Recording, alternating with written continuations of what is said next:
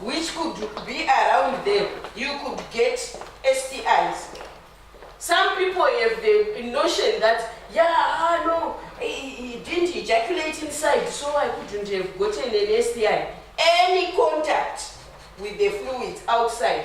You know, during the foreplay, Peter is playing around it, you can still get STIs. Okay? You don't have to have waited for Peter to properly go in. No, even without properly going in, you can still get, some STIs, especially if Peter had some gonorrhea discharges. Okay? Or Peter had sores, you can also get the sores without penetration. Is that clear? Or is it too explicit for you? Okay. Clear. Any questions? The sisters, this is from the health facility. It's not something that we brought. So sister has this in her clinic. You can go there for good demonstration. Don't be shy about these things. You are young ones, and you don't want to make mistakes, especially with your lives. Be in charge of your sexual lives. Be in control and do it right, so that you don't have to hate sex for the rest of your life. Because if you make major mistakes, you will hate it. Okay? Go and ask for help. You don't even have to be seen, or even if you are seen. Well, who cares? Who doesn't do it? If they don't, they don't. If you do, you do. It's your life. Okay? Is that also the best practice of disposal? Oh yes. Okay. For disposal, you wrap in a tissue, and you don't want to put this in the toilet, which flushes, because water will just fill up and it will block your toilet. You want to use maybe a newspaper or tissue, wrap it, and put in the bin, right? Because I can't tell you to go and dig it somewhere, because to dig somewhere, right? You just wrap it enough, put it in the trash can. But if you have wrapped it enough, you don't have children who will be blowing your condoms here. Wrap it with newspaper or tissue. Put it in the bin where you dispose, or you can dispose where you normally dispose your tampons and other sanitary products. Okay? This was not on the program, but this is an icebreaker. Especially for the male condom, isn't it? How you should hold the teat and leave some space to bed.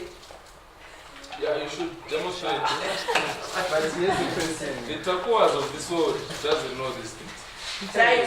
The male condom also has an expiry date and has the proper, at least the male condom has many places where you can tear from. Don't try with your teeth in the hand, because you may tear the condom itself if you now do it with your teeth. If you've got nails like mine, you want to be careful. Is that unlikely for men? Unlikely for men, right? But again, the whole use of the condom, discuss with your partners. Partner communication is important. If it's a partner who is refusing to use a condom, think twice about it. Condoms are not only used for prevention of STIs, but they also do prevent pregnancy, unwanted pregnancy. And I'm hearing of these studies that you want to carry on. Why is this one difficult? Your hands are oily. Oh, my hands are oily. Yes. So I'm there. And you can help each other during the session to open the condom. It doesn't have to be a secret that you are putting on a condom, right?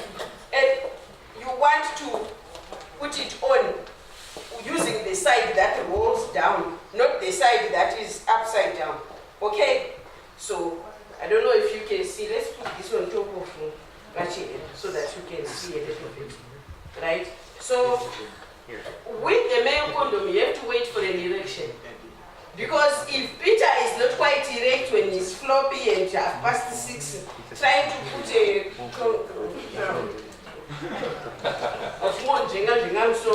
so it's very difficult. You have to wait for a full erection, right? And then you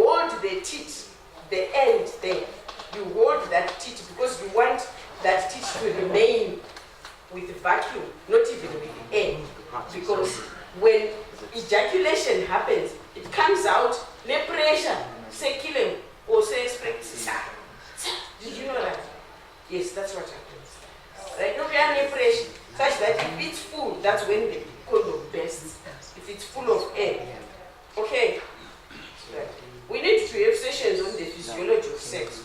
Right? So you put on an erect penis. This can be part of foreplay, where you can use any part of you can use your mouth as part of, tamba kwacho. Oh, there is air. Because my hands are very slippery now. You don't want there to be air. Sister, do we have where are the sisters? Sisters. We normally want to demonstrate with the syringe injecting, pretending that's the ejaculate coming out, right? So that you see that if there is air already, this will burst. But if there is no air, it shouldn't burst. Okay, you must leave this space. So after you are done, again, you have to use your tissue because you don't want again the contents to spill.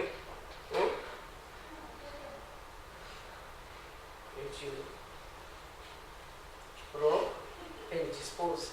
Whether you use a newspaper or tissue, or it doesn't matter which one of you, it's up to what you have agreed to say who is removing the condom. Or I worked in a program where the males, they say, I don't want someone to remove the condom for me. Where are they taking my seeds? They take my seeds to another sex worker who had removed the condom, was saying to this guy who had not paid, I planted your seeds. Better bring my money. So you want to be sure about what happens to your seeds. So you want to probably remove the condom yourself. Okay? If you've got questions, you want my number? 0772 315 180. Let's talk about sex.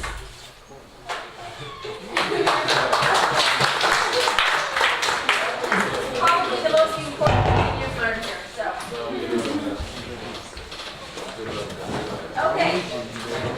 So to finish these 2 wonderful and very busy days, we are going to watch a 31-minute documentary about people living with HIV and on art. And after we watch this together, we will have a conversation to summarize a lot of what we talked about in these last couple of days.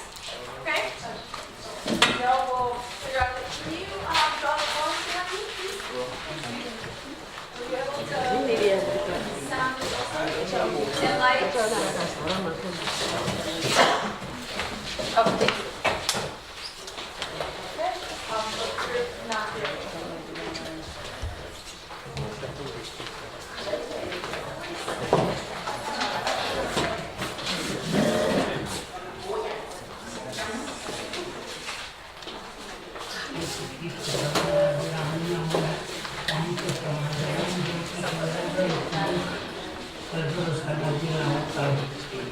Okay, let's do this.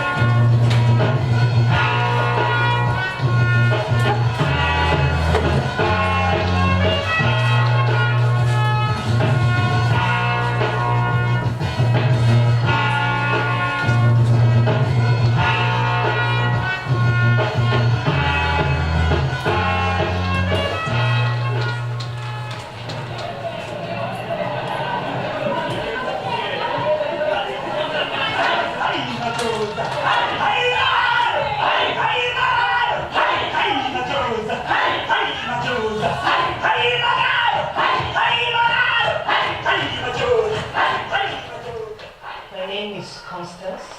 I'm from Bizodwa in Denda. I supervise 3 clinics, Kanyama Clinic, Materuming, and Mudrela Clinic. Our main focus in the clinic is HIV. For us, we take HIV as something that we talk about freely because we want people to talk about their experiences to help the next person. Watched her work in the townships. I don't know if you know that because she's like a magician. She has a way of communicating to the level of people in the township. If we had 10 colleagues in this country, we've got a very long way to encouraging people to stay on medication, also to encouraging people to test. But you know, they're very rare.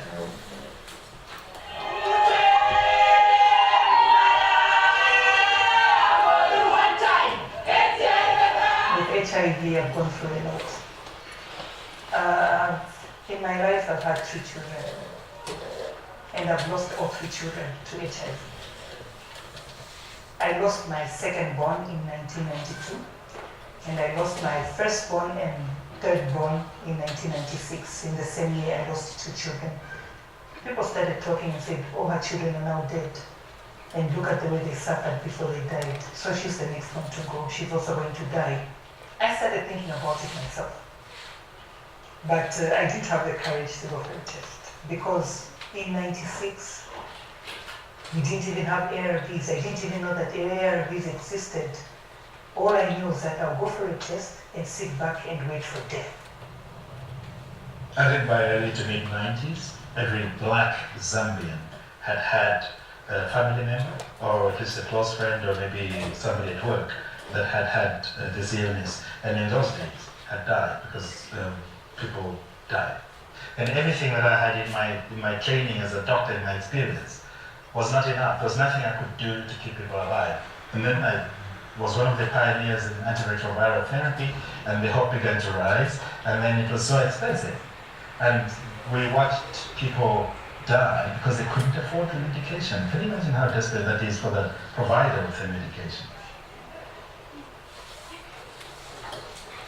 Kukula kwanga nabadwira ku maploti ndiye pane nabadwira antiwa tate bafa mweke naye ndiye pane tinachoka kuja tabwera pano pali bambuya kunkhala mu 96 bamayi baba bamayi kufa kunkhala mpaka tamba kufa socha sister wanga afa mkulu wanga mamuna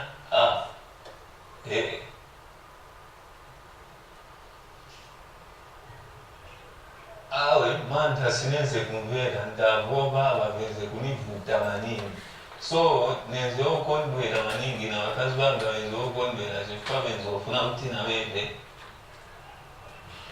bati kupola bebe nizapola vananyunza tabe mushero futi nakuona naonapo bantu bakwe bati bakumwa bapola so naine wamene nichetekera nizapola. The reason why I went for the test was because my husband fell sick. He had given a condition. He said, no, I'm not doing that test unless you do it with me. So that's how come I went with him. Not that I really wanted to go for an HIV test, but because I was trying to save his life. Both of us were found to be positive. Within the week, he was put on treatment. That's when the tricky part came in. There was a lot of debate. What was more important? Should we pay the rentals or buy the drugs? Or should we buy food? And then when you look at all these 3, they are all important. And it was very difficult to make a decision. And then one day as I was walking in a market called Soweto Market, I found people were rushing towards a white woman. And then the white woman was actually used to call people because of her strange color. So she started calling them, Gwerani, Gwerani, Gwerani, which actually meant come, come, come, come. So people gathered around her and wanted to know, hear what she was talking about. So she started talking and saying that in Kanyama, a new clinic was opening on Monday, where they were offering people to access free ARVs. I was the first client to be enrolled in that program.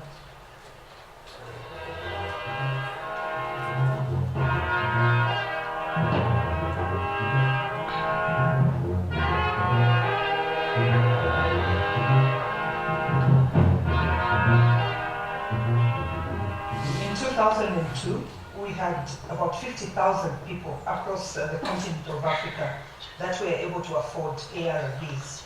But right now we have 3 million people that are accessing treatment across Africa. And that is a very huge step because that's 3 million people that are alive today would have died because they couldn't afford ARVs. I know the experience that I've passed through.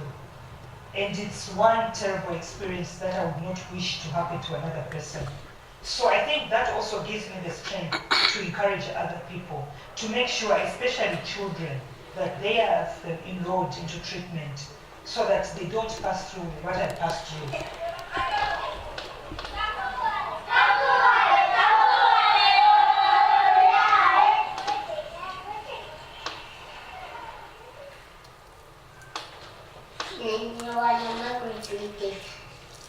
Na 11 years old.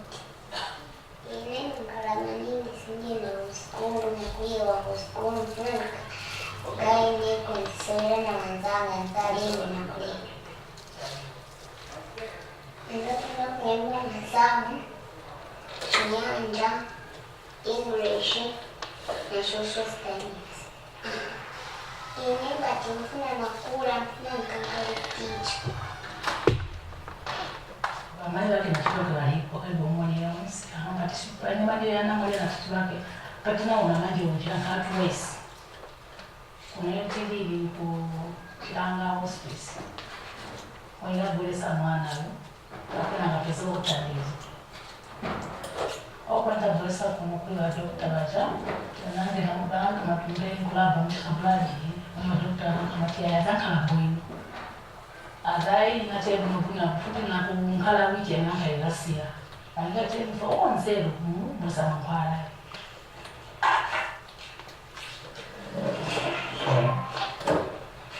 This this is okay.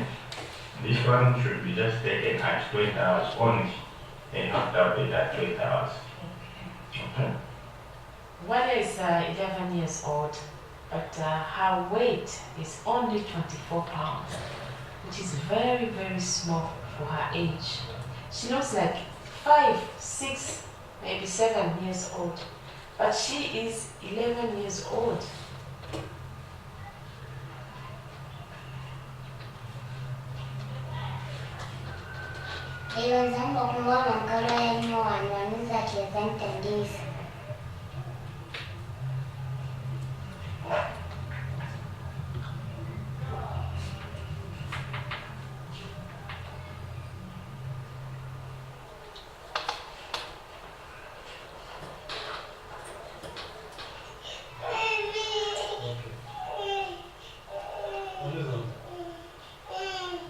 When the government was talking about a free ART program, I was one of the skeptics. I mean, it was difficult enough for us in private practice, a small clinic, to run the tests, to monitor people, and to have people have constant contact with a medical person. And to do that on a huge scale, I thought at the time was impossible. Now we have something like 250,000 people on medication. This is the registry room where we keep all our files. I think I was among the first few people that came to be enrolled in the clinic. And my file is right in the first drawer there.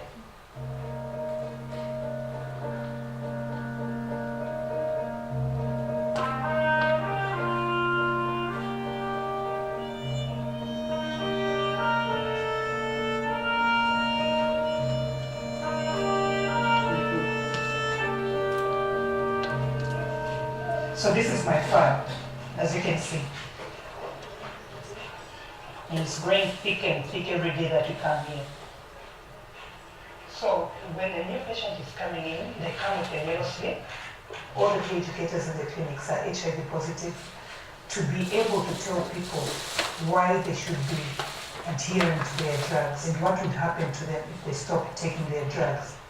I'm going to put the names of the drugs. Adherence to medication is very important, especially to ARVs, because as you know, these are drugs that are supposed to be taken for life. They only work for a few hours in the body. meaning that if the drugs run out in the body, the virus wakes up. What time do you take your drugs? 07 hours and 19 hours. How do you know that it's time to take your drugs? I normally look at my watch.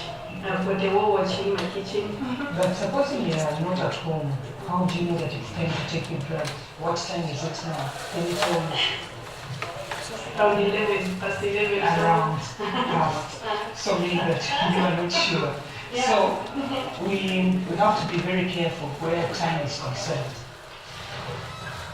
If I look at my life without the free ARV, I don't think I would have survived 2005. I would have died.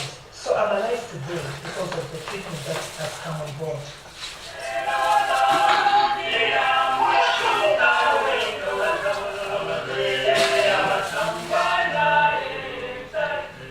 As you have seen yourselves, having come here a couple of times, people that started medication in May, they are looking very different now. They're looking very well. The big difference. Yeah. Yeah. Wow, I've done a great job. I can't believe this. When I saw that picture today, I almost shed tears. The way I was feeling in May, it was like I was already dead. And I never had any hope that again I would come back to life. There was nothing that I could do for myself. I could not feed myself properly. I wasn't able to do anything for my daughter. And after I started my medication, it was like I was being resurrected from the bed that I was sleeping in. When I was sick, I used to hide from my friends if they knew that I was HIV positive. Then they were going to keep a distance from me. That's something that used to scare me. So I thought maybe keeping it to myself was okay. When I first met Concelia, she was a bit withdrawn. She needed someone to talk to. And then I think that was the missing link in her life. I encouraged her and invited her to visit our support group. Even after I started taking my medicine, I never really had that courage to face other people about being HIV positive. The first time that I went in Kanyama, I couldn't believe that all people would be open just to talk about HIV free. All the prayer educators are also HIV positive. And I think that really encouraged me so much. When I met her again after we had visited the support groups with her, and then she had talked to some people, you would see the confidence coming back in her. She's got the strength, a force behind her. By this time, I'm almost doing everything. I can go for a walk without getting dizzy or anything. I'm able to go to the market, buy some food stuff for my daughter and for myself.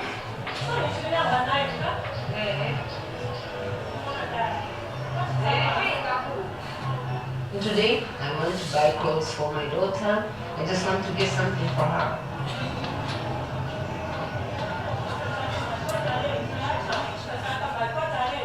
My sister Bridget, she's my immediate elder sister.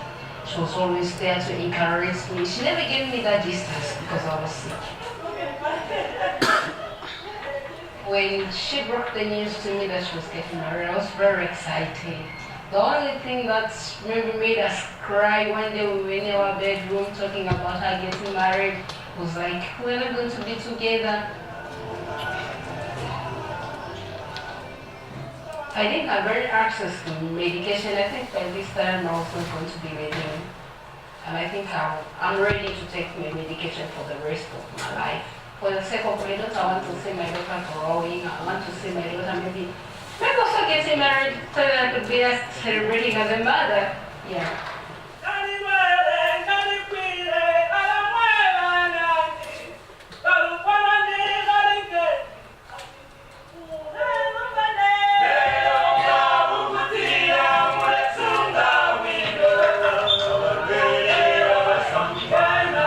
We need to try and dispel the stigma.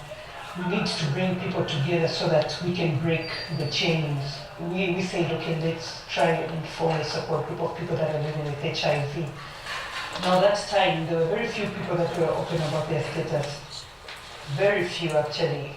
I remember the first meeting that we had, there were only 5 people that came And then these people started saying, you said you have a support group here, but where are the people? And then there were just 5 of them. And then I said, you are the people. Why should we wait? If we have to start, if it's 2 of us, let's start. This is the only way that we're going to break this. So it wasn't easy. Every time we called for a meeting, there would be a lot of people outside the meeting than within the meeting. The reasons being that those outside wanted to know who was in the meeting so that they can go and spread the news out there in the community. That, oh, this person was still in the support group. But I think we held on and we didn't give up. And that, I think, helped in breaking the stigma within the clinic.